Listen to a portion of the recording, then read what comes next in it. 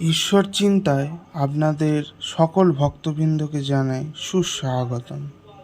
ঈশ্বর চিন্তার টিমের আজকের গন্তব্য বোলপুর ডাঙালি কালীতলা। বোলপুর রেল স্টেশন থেকে 5 মিনিটের হাঁটা পথ।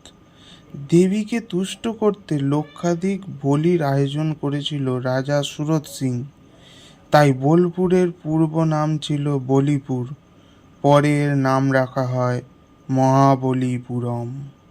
তারপর কালক্রমে এর নাম হয় বোলপুর, যা এখন বোলপুর শান্তিনিকেতন নামে পরিচিত। আজ জানব এই ডাঙালি কালীবাড়ির ইতিহাস। আজ থেকে প্রায় 2.5 বছর পূর্বে সুরত সিংহ রাজত্ব করতেন রাঢ়বঙ্গের বীরভূমে। তার রাজত্বের নাম ছিল সুবাহপুর। পরবর্তীতে এর নাম হয় সুপুর। শোনা যায় রাজা সুরত ছিলেন রাজা সুবাহর পরবর্তী বংশধর। তিনি ছিলেন সমগ্র ভারতবর্ষের একছত্র সম্রাট।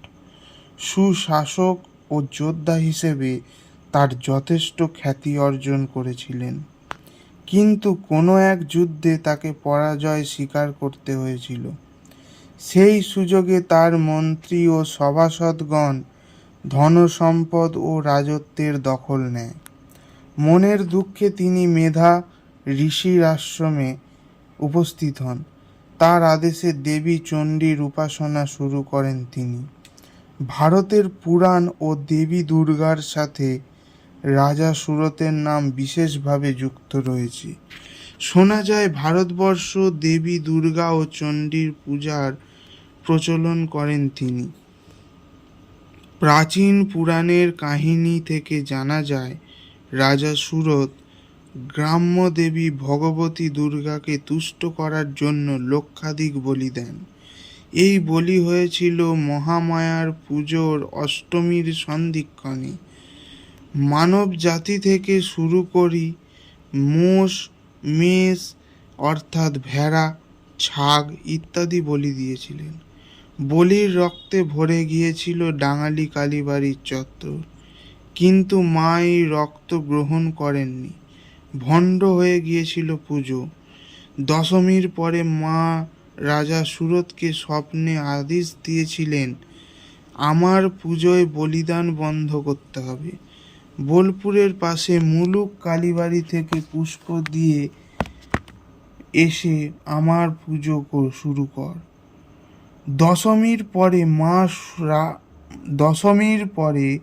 মা রাজা সুরতকে স্বপ্নাদেশ দিয়েছিলেন, আমার পুজোয় বলিদান বন্ধ করতে হবে। বোলপুরের পাশে মুলুক কালীবাড়ি থেকে পুষ্প নিয়ে এসে আমার পুজো শুরু কর। রাজা সুরত মায়ের আদেশে যথাযথভাবে পালন করে একাদশীর দিন থেকে ওই পুষ্প দিয়ে বটগাছ তলায় পুজো অর্চনা শুরু করে।